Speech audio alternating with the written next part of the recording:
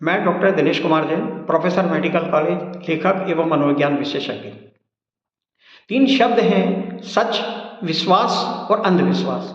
सच वे तथ्य, कल्पनाएं, परंपराएं और कंसेप्ट हैं जो प्रमाणित हैं अध्ययन द्वारा, तर्क द्वारा, शोध कार्यों द्वारा, और जिनके विरोध में हम कोई भी प्रमाण, तर्क और तथ्य प्रस्तुत नहीं कर सकते। इनको हम सच कहते हैं। इस तरह के विचार सच्चाई पर आधारित हैं। दूसरा शब्द होता है विश्वास। विश्वास वे संकल्पनाएं, वे विचार, वे तथ्य हैं जो शंकास्पद हैं, जिनके बारे में हम निश्चित नहीं हैं, जहां हम केवल संभावनाएं व्यक्त करते हैं। इनको हम विश्वास शब्द से व्यक्त करते हैं। तीसरा शब्द है अंधविश्वास। अंधविश्वास वे संकल्पनाएं, वे विचार, वे तथ्य हैं जो सच पर आधारित नहीं है, जिनके समर्थन में ना हम कोई तर्क प्रस्तुत कर सकते हैं, ना शोध परिणाम, बल्कि इनके विरोध में हमारे पास पर्याप्त प्रमाण है, तर्क हैं, अध्ययन और शोध के परिणाम हैं। ऐसे विचारों और तथ्यों को मानना अंधविश्वास के अंतर्गत आता है। अंधविश्वास को हम 3 तरह से बांट सकते हैं। एक है अज्ञानी अंधविश्वास। ऐसा अंधविश्वास जो अज्ञानता पर आधारित है। इसमें ये ऐसे व्यक्ति इस तरह के अंधविश्वासी हैं जो जंगलों में रहते हैं या अत्यंत पिछड़े ग्रामीण क्षेत्रों में रहते हैं, जो जानते ही नहीं है कि ज्ञान क्या होता है। ऐसे व्यक्तियों का जो अंधविश्वास है उसको हम अज्ञानता पर आधारित अंधविश्वास, और ऐसे लोगों को हम अज्ञानी अंधविश्वासी कहते हैं। दूसरे अंधविश्वासी वे होते हैं जिनको हम मनोविकृत अंधविश्वासी कह सकते हैं। ये वे लोग हैं जो गलत तथ्यों का पालन करते हैं, गलत विचारों का पालन करते हैं, और इनकी जानकारी में ऐसा ज्ञान उपलब्ध है जिनके आधार पर ये अपनी संकल्पनाओं और तथ्यों का विश्लेषण कर सकते हैं, अपितु ये नहीं करते हैं, ये कुछ भी नहीं जानना चाहते। ऐसे लोगों को हम कहते हैं मनोविकृत अंधविश्वासी। ये एक तरह का मनोविकार है। तीसरी तरह का अंधविश्वास होता है जिसको हम कहते हैं, तीसरी तरह के अंधविश्वास में व्यक्ति को ज्ञान होता है, तर्क वो जानता है, समझता है, लेकिन वो विश्लेषण नहीं करता, वो अपनी संकल्पनाओं का विश्लेषण नहीं करता। ये जानने के बाद भी कि इसके विपक्ष में तर्क और ज्ञान उपलब्ध है, कभी वो जानने की कोशिश नहीं करता, उन चीज़ों को कोऑर्डिनेट नहीं करता और गलत तथ्यों को मानता है। ऐसे लोगों को कहते हैं हम बुद्धिहीन अंधविश्वासी। जिनके पास पर्याप्त बुद्धि है, ज्ञान है, लेकिन उसके बाद भी वो संकल्पनाओं का विश्लेषण नहीं करते, उपलब्ध ज्ञान के आधार पर ये जानने की कोशिश नहीं करते कि उनकी संकल्पनाएं या विचार सही है या गलत है। ऐसे लोगों को हम कहते हैं बुद्धिहीन अंधविश्वासी। अब सवाल आता है कि ये जो प्राणायाम है, प्राणायाम भी एक तरह का अंधविश्वास है। प्राणायाम से जो विभिन्न बीमारियों की उपयोगिता की बात की जाती है, इसको हम पूरी तरीके से अंधविश्वास कह सकते हैं। आप ये देखिए कि हम सामान्यतः सांस लेते हैं, 24 घंटे सांस लेते हैं, पूरे जीवन भर सांस लेते हैं, उनसे बीमारियां ठीक नहीं होती। लेकिन हम तेज सांस लेने लगेंगे तो सारी बीमारियां ठीक हो जाएंगी। यह भी एक तरह का अंधविश्वास है।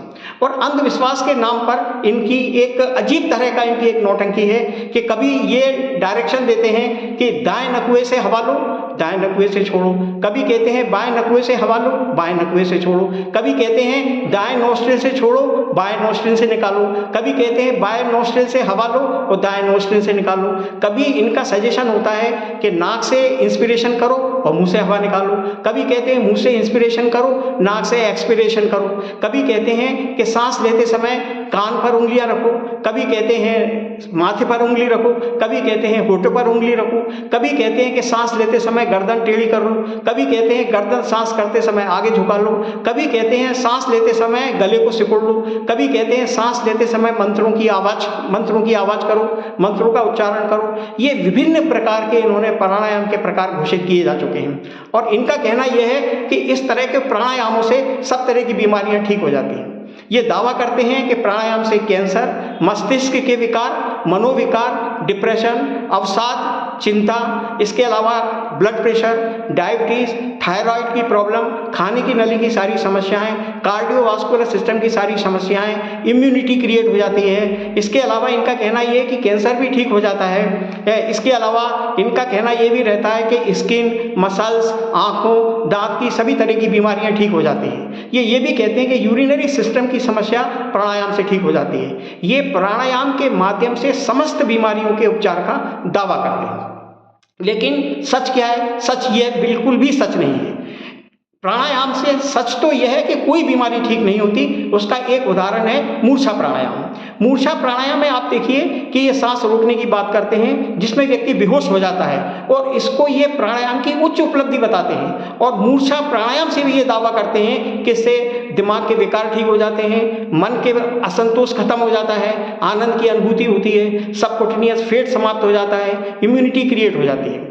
ये लोग एक्चुअल में इस तरीके से कहते हैं कि ना तो इनके पास कोई वैज्ञानिक आधार है, ना तर्क है, ना कोई अध्ययन है। ये इस तरह से कहकर अपने आप को प्रतिष्ठित करने की कोशिश करते हैं जिससे इनका एक समाज में स्टेटस हो जाए तथा इनको लगे कि ये बहुत बड़ा काम कर रहे हैं।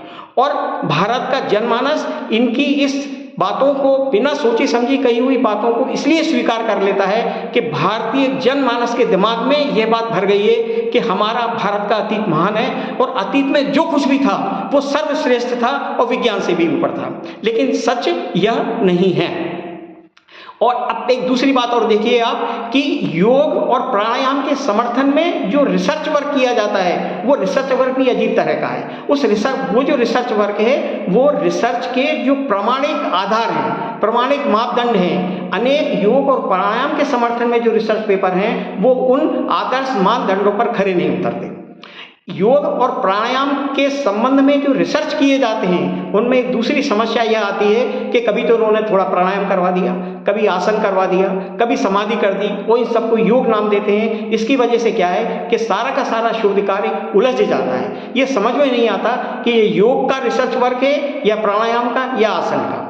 योग के आधार पर जब ये रिसर्च वर्क करेंगे तो उसका मतलब होता है कि यम, नियम, आसन, प्राणायाम, प्रत्याहार, धारणा, ध्यान, समाधि, इन 8 अंगों का जब पालन करेंगे तब हम कहेंगे कि ये योग पर शोध कार्य कर रहे हैं। इन शोध कार्यों में दूसरी समस्या ये है कि ये प्राणायाम के समर्थन में या प्राणायाम के संबंध में जो शोध कार्य हैं ये स्पेसिफिक बीमारियों के इलाज का संबंध में कोई रिसर्च वर्क नहीं करते। ये ऐसा नहीं करते कि कैंसर के पेशेंट ले लें, ब्लड प्रेशर के ले लें, डायबिटीज के पेशेंट ले लें और प्राणायाम के माध्यम से इन्हीं मरीजों पर अध्ययन कर ये सिद्ध करने की कोशिश करें कि इस प्राणायाम से कैंसर ठीक हो गया या ब्लड प्रेशर ठीक हो गया या डायबिटीज ठीक हो गया। ये इस तरह के रिसर्च वर्क अपने को नहीं मिलते।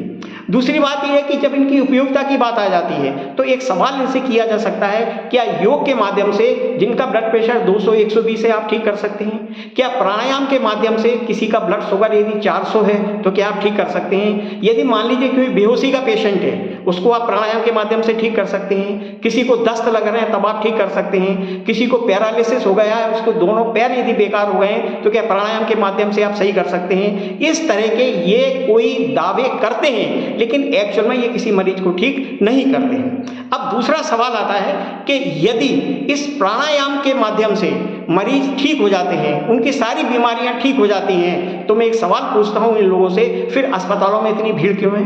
आप अस्पताल में जाकर देखिए, अनाप शनाप भीड़ बढ़ती जा रही है। दिन प्रतिदिन जो है चाहे सरकारी अस्पताल हो या प्राइवेट में सारे बेड भरे होते हैं। यदि प्राणायाम से सारी बीमारियां ठीक होती तो सारे अस्पतालों को खाली हो जाना चाहिए था, लेकिन ऐसा नहीं है। दूसरा, जो योग और प्राणायाम के मानने वाले हैं, मैं इनसे अनुरोध करता हूं कि यदि आप ये मानते हैं कि प्राणायाम से सारी बीमारियां ठीक हो जाती हैं तो कृपया आप आधुनिक चिकित्सा विज्ञान का इलाज न लें, कभी ये अस्पताल ना जाएं। और सरकार से भी मेरा आग्रह है, जब योग जैसी सामान्य सी चीज से, प्राणायाम जैसी एक सिंपल एक्सरसाइज से, प्राणायाम में जो आप करवाते हैं, सांसों की जो एक्सरसाइज आप प्राणायाम में करवाते हैं, इससे सारी बीमारियां यदि ठीक हो जाती हैं तो क्या जरूरत है आधुनिक चिकित्सा महाविद्यालय के अस्पतालों को खोलने की, विभिन्न डॉक्टर्स को अपॉइंटमेंट करने की, लगातार क्लिनिकल साइड में पोस्ट ग्रेजुएट डिग्री बढ़ाने की, हर डिस्ट्रिक्ट में मेडिकल कॉलेज खोलने की और गाँव-गाँव में अस्पताल खोलने की। ये तो सरकार से मेरा विनम्र आग्रह है। मेरा कहना है, जब प्राणायाम से हम सारी बीमारियां ठीक कर सकते हैं तो ये सारी चीजें क्यों हैं?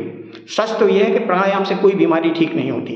वीडियो नंबर 6 जो मैंने रिकॉर्ड कर YouTube पर दिया है, उसमें मैंने साबित किया है, सत्यापित किया है कि प्राणायाम से ऑक्सीजन कम मिलती है, जबकि इन योग गुरुओं का, योग समर्थकों का कहना यह है कि प्राणायाम से ज़्यादा ऑक्सीजन मिलती है और ज़्यादा ऑक्सीजन से सारी बीमारियां ठीक हो जाती हैं। सच तो यह है कि यदि हम एक्स्ट्रा ऑक्सीजन शरीर में देंगे, इससे बहुत सारे साइड इफेक्ट पैदा हो जाते हैं। एक्स्ट्रा ऑक्सीजन शरीर के टिश्यू के लिए, सेल के लिए बहुत हानिकारक है।